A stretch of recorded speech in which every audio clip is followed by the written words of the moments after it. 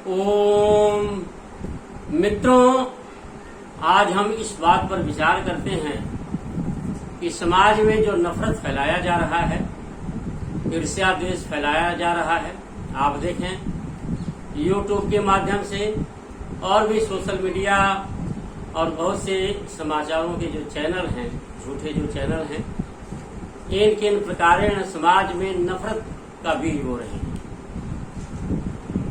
देखिए, बाबा भीमराव अंबेडकर जी ने एक पुस्तक लिखी है, सूत्रों की खोज। उस पुस्तक में लिखा है कि जो आज शूद्र हैं वे पहले क्षत्रिय थे। इन्होंने ब्राह्मणों के ऊपर अत्याचार किया, ब्राह्मणों ने इनका यज्ञोपवीत संस्कार करना बंद कर दिया और धीरे धीरे पतित होते होते ये शूद्र बन गए। यानी पहले क्षत्रियों ने ब्राह्मणों के ऊपर अत्याचार किया, फिर ब्राह्मणों ने उनके ऊपर अत्याचार किया, तो इस तरह से ये परंपरा चलती रही। मेरे मित्रों, इसी प्रकार से समाज में और भी एक समुदाय दूसरे समुदाय के साथ भेदभाव करता रहा और लोग उसका लंबे काल तक बदला लेते रहे। मेरे मित्रों, यह कब तक चलेगा? देखो, यदि इस बात को भूल जाए और इन बातों को उभारा ना जाए, कब्र न खोदी जाए, तो समाज में सौहार्द, भाईचारा, प्रेम बढ़ता जाएगा और कोई दुखी नहीं होगा। देखिए, अवसर पाकर के कोई किसी को सताता है तो उसकी प्रतिक्रिया में कहीं बेगुनाह व्यक्ति भी सताया जाता है। इसलिए मेरे मित्रों, यह बहुत गलत परंपरा है और जो समाज में नफरत का बीज बो रहे हैं, ईर्ष्या द्वेष फैलाते हैं किसी भी समाज के प्रति, वे बहुत ही घटिया कार्य कर रहे हैं। बहुत से ऐसे संगठन हैं जो कहते हैं हम धर्म रक्षा कर रहे हैं, धर्म की रक्षा कर रहे हैं, मजहब की रक्षा कर रहे हैं, दीन की हिफाजत कर रहे हैं। मेरे मित्रों, ये निश्चित रूप से वे भटके हुए लोग हैं, अंधकार में हैं, क्योंकि जहाँ धर्म होता है वहाँ प्रेम होता है। जहाँ करुणा दया प्रेम है, क्षमाशीलता है, अहिंसा है, वही धर्म होता है। और जहाँ ईर्ष्या द्वेष है, बदले की भावना है, एक दूसरे के ऊपर कटाक्ष किया जाता है, चिढ़ाने के लिए किया जाता है, नीचा दिखाने के लिए किया जाता है, वहाँ शैतान बसता है। तो मेरे मित्रों, शैतानों का संग छोड़ करके आइए हम करुणा दया प्रेम का प्रसार करें, सौहार्द का प्रचार करें, भाईचारे का प्रचार करें, ताकि जिससे समाज में भाईचारा उत्पन्न हो, समाज सबल हो, सशक्त हो और भारत विश्व गुरु बने। नहीं तो यदि बदले की बात की जाए तो कौन नहीं किससे बदला लेगा। मेरे मित्रों, यह बहुत बड़ी भूल है।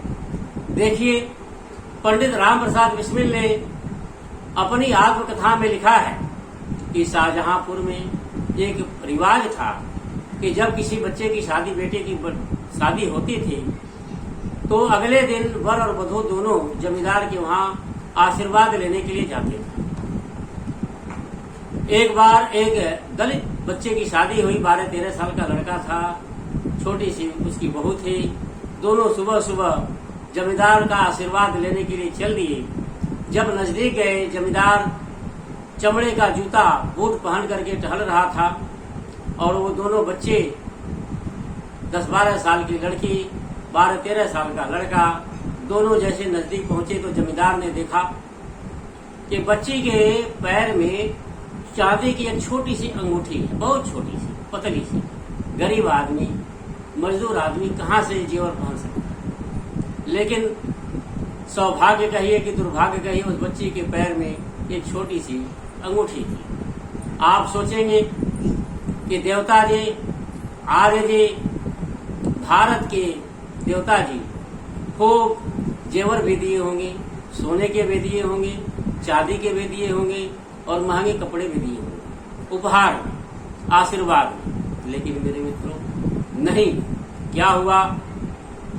जमींदार को, जैसे जमींदार ने देखा इसके पैर में एक अंगूठी पड़ी हुई है, चिल्ला पड़ा और कहा, तुम नीच होकर के जब जेवर पहनोगे तो हमारी बहु बेटियां क्या पहनेंगी। मेरे मित्रों, ये कल्पित कहानी नहीं है, किसी ऐसे पुस्तक की जीवनी की नहीं है। ये राम प्रसाद बिस्मिल ने जो जेल में फांसी से पहले जेल में जो आत्मकथा लिखी थी उसमें उन्होंने लिखा है। तो बताइए, क्या आज दलित लोग बदले की बात करें? मेरे मित्रों, नहीं, क्योंकि उसने गलती की थी तो इसका मतलब ये नहीं है कि आज जो है उसका बदला लिया जाए। मेरे मित्रों, यह बहुत बड़ी भूल है। इसी प्रकार से आर्य समाज के बहुत बड़े विद्वान हुए हैं पंडित मनसाराम, जो हरियाणा के थे, शास्त्रार्थ महारथी थे, बड़े अच्छे वक्ता थे, उपदेशक थे और जगह जगह शास्त्रार्थ करते थे। बड़े बड़े विद्वानों को धराशाही कर देते थे, मिनटों में धूल चटा देते थे। लेकिन जब युवक थे तब सनातनी विचारधारा के थे, पौराणिक थे। उनके मन में जिज्ञासा, जब आर्य समाजी बने तो उनके अंदर संस्कृत सीखने की जिज्ञासा हुई। देखो, महर्षि दयानंद ने उनका सत्यार्थ प्रकाश जिसने भी पढ़ा, अब तक करोड़ों लोगों ने संस्कृत सीखने का प्रयास किया, सीखा। ये महर्षि दयानंद का हर विषय में, हर क्षेत्र में उन्होंने क्रांति लाई। तो पंडित मनसाराम जी के अंदर जिज्ञासा हुई कि मैं संस्कृत भी पढ़ूं। संस्कृत पढ़ने के लिए देखा कि बनारस में ही संस्कृत पढ़ी जा सकती है, क्योंकि उस समय आर्य समाज ने गुरुकुल नहीं खोले थे। बनारस पढ़ने के लिए चले गए। शिक्षा की व्यवस्था हो गई, लेकिन भोजन की व्यवस्था नहीं हुई। जगह जगह अन्न क्षेत्र लगते थे। उन्होंने देखा मठों के, मंदिरों के सामने लोग पंक्ति में खड़े होकर के भोजन प्राप्त होते हैं, तो वे भी जो है पंक्ति में खड़े हो गए, कटोरा लेकर के भोजन पाने के लिए खड़े हो गए, 2 रोटी के लिए। लेकिन जैसे पंक्ति में खड़े हुए, लोगों ने देखा है कोई नवीन छात्र है, नवीन ब्रह्मचारी है। पूछा कि तुम किस जाति के हो? पंडित मनसाराम जी ने बता दिया, सत्यवादी थे। उन्होंने बता दिया कि इनका आशय जाति से, ये तथाकथित जातियों से है। तो उन्होंने कहा, मैं बनिया परिवार का हूं, मैं वैश्य वैश्य। उन्होंने कहा कि नहीं, यहाँ सिर्फ ब्राह्मण ही भोजन पाते हैं, तुम्हें यहाँ भोजन नहीं मिलेगा।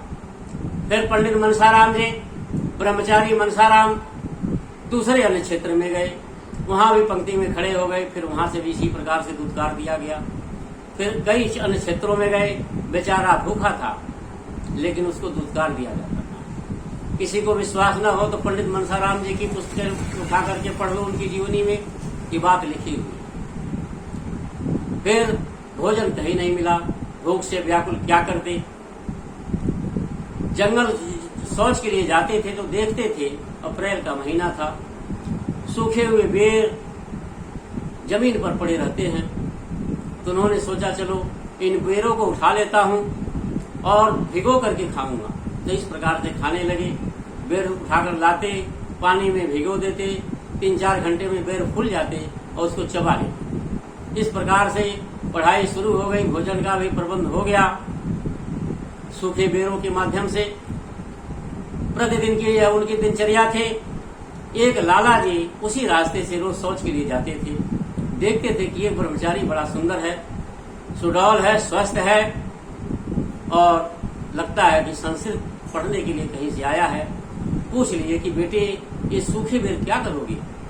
तो पंडित जी ने, ब्रह्मचारी मनसा जी ने सारी बात बता दी। उस लाला जी को बड़ा अफसोस हुआ। कहा, वो मैं लोगों को अन्न क्षेत्र मैं चलाता हूँ, इतने ब्राह्मण लोग मेरा भोजन पाते हैं और एक मेरे बिरादरी का हरियाणा से इतनी दूर से संस्कृत पढ़ने के लिए आया और उसको भोजन नहीं दिया।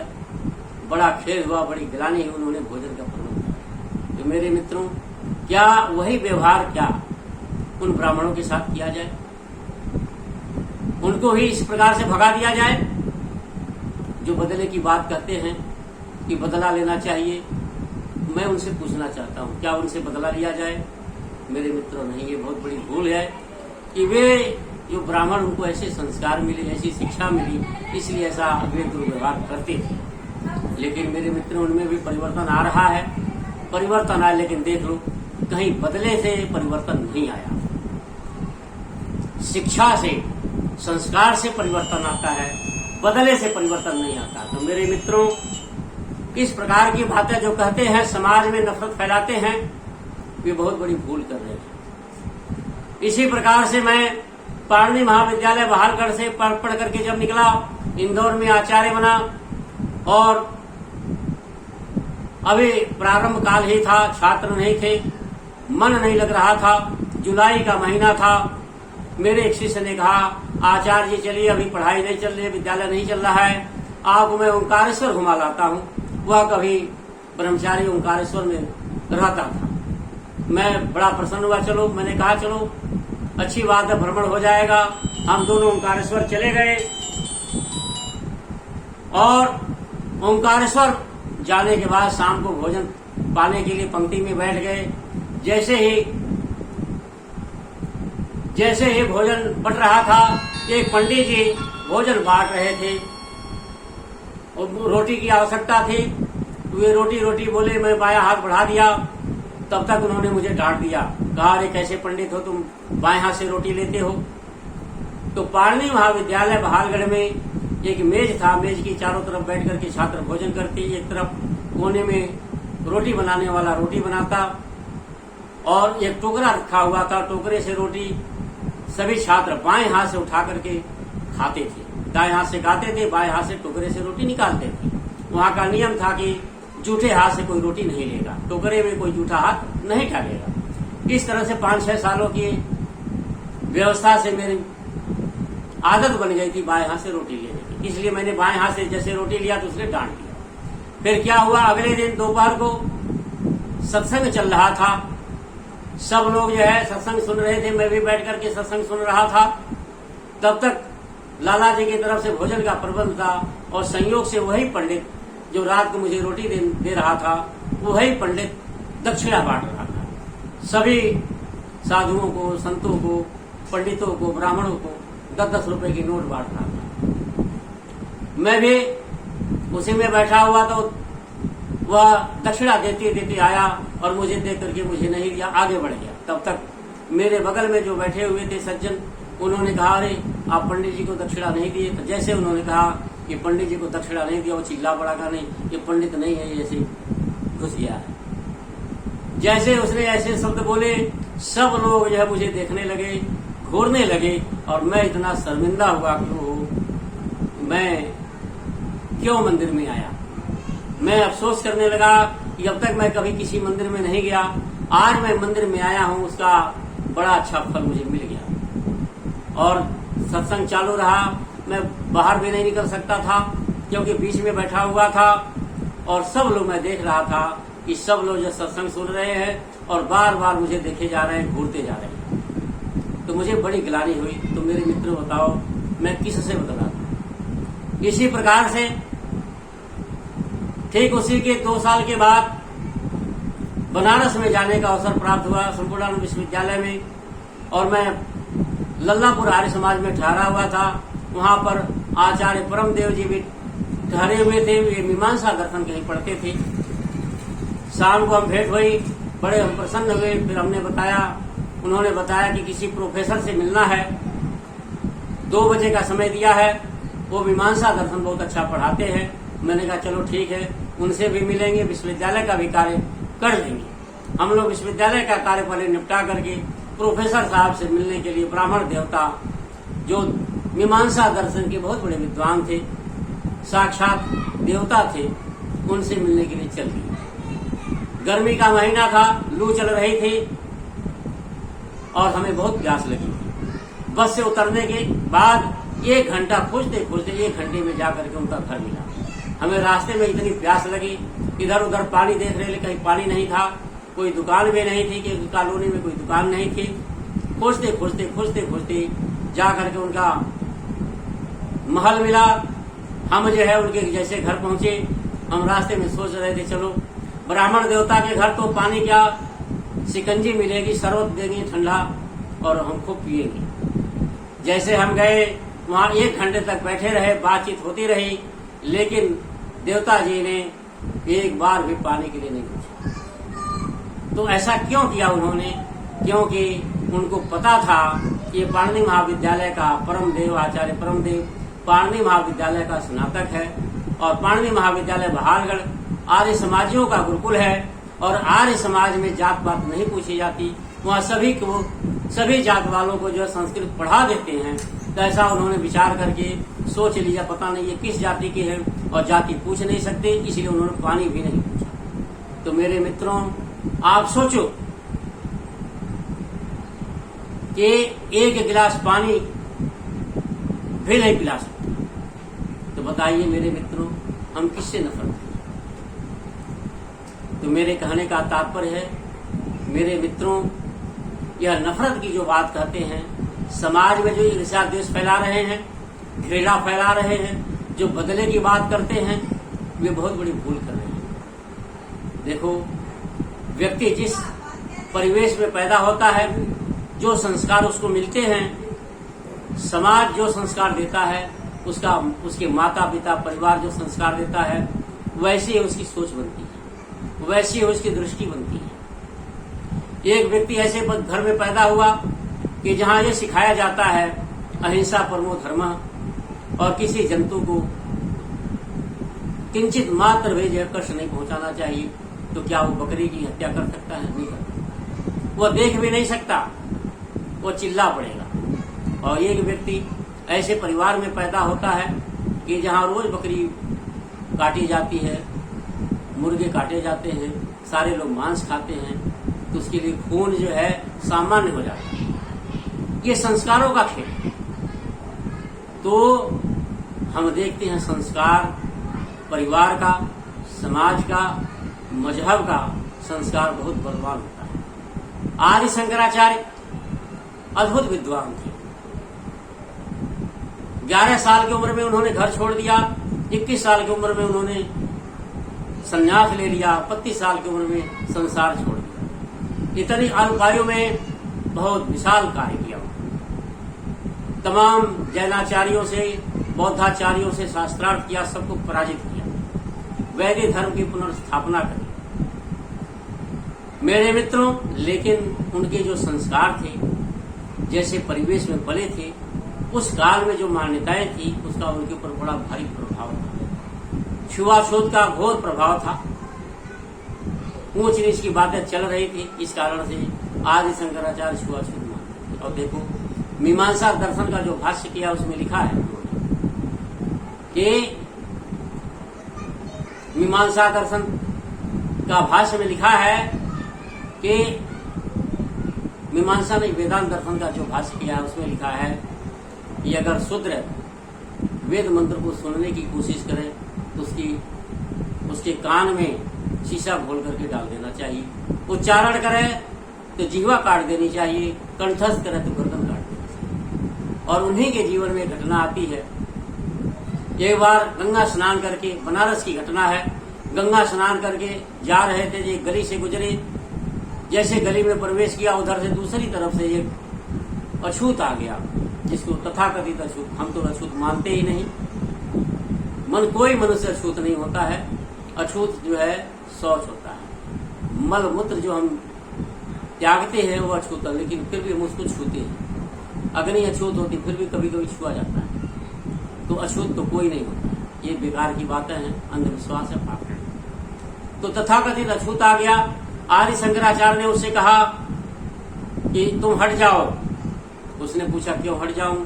इन्होंने कहा मैं गंगा स्नान करके आ रहा हूं और यदि तुम्हारी छाया मेरे ऊपर पड़ जाएगी तो मुझे पुनः स्नान करना पड़ेगा।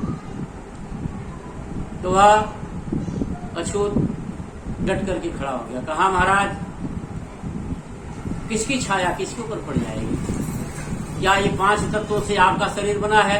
इसकी छाया आपके शरीर पर पड़ेगी कि आत्मा की छाया आत्मा पर पड़ेगी? आप बताइए, आत्मा, जो आत्मा मेरी है वह क्या है? आदि शंकराचार्य ने कहा परमात्मा है। फिर उसने पूछा आपकी आत्मा कौन है? तो उन्होंने कहा परमात्मा है। तो उसने कहा क्या परमात्मा परमात्मा से घृणा करता है? तो मेरे मित्र, इस तरह से उनका वार्तालाप हुआ। तो आप देखें संस्कार कितना बलवान होता है। बड़े बड़े इतने धुरंधर विद्वान, दार्शनिक, त्यागी, तपस्वी, धर्मात्मा भी छुआछूत मानते। तो मेरे मित्रों, संस्कार बहुत बलवान होता है, ये सब संस्कारों का खेल है। तो ऐसे लोग जो भूल करते हैं तो क्या हमें उनसे घृणा करनी चाहिए? हमें बदले की भावना रखनी चाहिए? हमें यह परिवर्तन लाना चाहिए, चाहे कोई भी। देखिए, एक छोटी सी बात है। मैं 10वीं क्लास में जब पढ़ रहा था, जिस दिन परीक्षा का फॉर्म भरा जाना था, उस दिन आयोजन हुआ कि कथा कही जाएगी। दो पंडित जी आए, कथा कर रहे थे। सभी छात्र 10वीं क्लास के और 12वीं क्लास के, जिनके बोर्ड से पेपर होना था, उस क्लास के बच्चे सामने बैठे हुए थे। दरी बिछी हुई थी, हजारों बच्चे बैठे हुए थे। मैं भी, ये 80 की बात है, मैं भी हवाई चप्पल पहनकर उस दिन आया था और मैं भी कथा में बैठा हुआ था।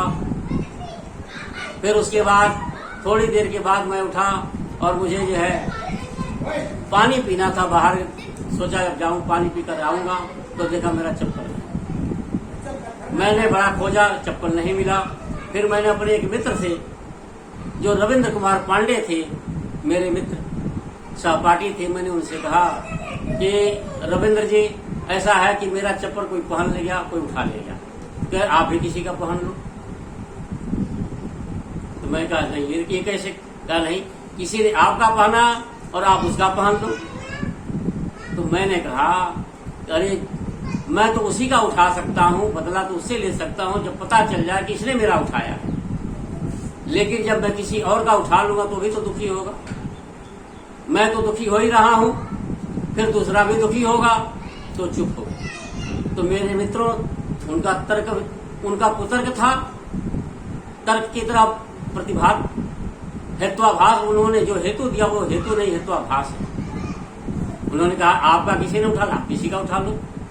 तो ऐसा तो लग रहा है ये तर्क है, लेकिन तर्क नहीं मेरे मित्रों, इसको कहते हैं हेत्वाभास, हेतु। तो इस तरह से कभी शूद्रों ने, जो क्षत्रिय थे, उन्होंने ब्राह्मणों के साथ दुर्व्यवहार किया, फिर ब्राह्मणों ने उनके साथ किया। तो क्या ये जो है चलती रहे परंपरा? मेरे मित्रों, इन बातों को भूलना चाहिए। गड़े मुर्दे जो खाड़ता है, निश्चित रूप से वो बहुत घृणा का पात्र है। कभी भी ये बातें नहीं करनी चाहिए। जो ऐसी बातें करते हैं, जो समाज में ईर्ष्या द्वेष नफरत फैलाते हैं, चाहे किसी कारण से हो।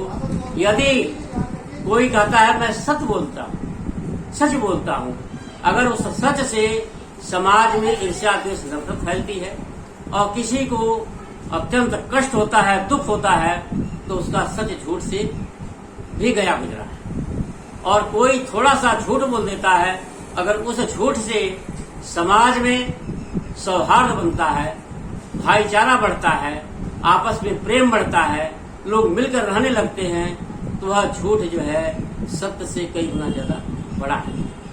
तो मेरे मित्रों, बहुत से ऐसे मूर्ख लोग कहते हैं मैं तो सच बोलता हूँ, लेकिन जरा उनसे कहो तुम सच बोलते हो, जरा सच बोलो, अपनी सारी कमियां उगल करके दिखा दो।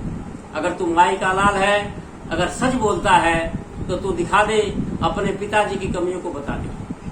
अगर तू सच बोलता है, सत्यवादी राजा हरिश्चंद्र है, तो अपनी माता की कमियां बता दे। अगर तू सत्यवादी है, राजा हरिश्चंद्र है, तो तू अपनी बहन की कमियां बता दे, जब वो कॉलेज में पढ़ती थी क्या क्या करती थी। अगर तू सत्यवादी है, राजा हरिश्चंद्र बनता है, तो जरा अपने बेटे की कमियां बता दे। जब तू अपनी माँ की नहीं बता सकता, अपने पिता की नहीं बता सकता, अपनी बहन की नहीं बता सकता, अपने बेटे की नहीं बता सकता और अपनी नहीं बता सकता, तो तू दूसरे बताने का क्या अधिकार है? तो मेरे मित्रों, ऐसे लोग गंभीर होते हैं, छोटे होते हैं, निर्लज्ज होते हैं। समाज में केवल कटुता फैलाने वाले लोग होते हैं, जो कहते हैं कि मैं तो सदैव सत्य बोलता हूँ। मेरे मित्रों, यह शास्त्र विरुद्ध है। हाँ, साहस, ऐसा साहसी व्यक्ति, उसको अधिकार है सबसे पहले अपनी बताए, फिर अपने पिता की बताए, फिर अपनी माँ की बताए, फिर अपने बेटी की बताए, फिर अपने बेटे की बताए, फिर पड़ोसी की बताए। उसको अधिकार मिलता है, लेकिन धूर्त को अधिकार नहीं मिलता। इसीलिए शास्त्र कहता है सत्यम बुर्यात प्रियम बुर्यात माँ बुर्यात सत्यम अप्रियम, कि सत्य बोलो लेकिन अप्रिय मत बोलो। लेकिन ऐसे लोग कहते हैं मैं सत्य बोलता हूं, अपनी सच्चाई नहीं बोलता। जो मेरे ऐसे लोग दंभी होते हैं, निर्लज्ज होते हैं, झूठे होते हैं, पाखंडी होते हैं।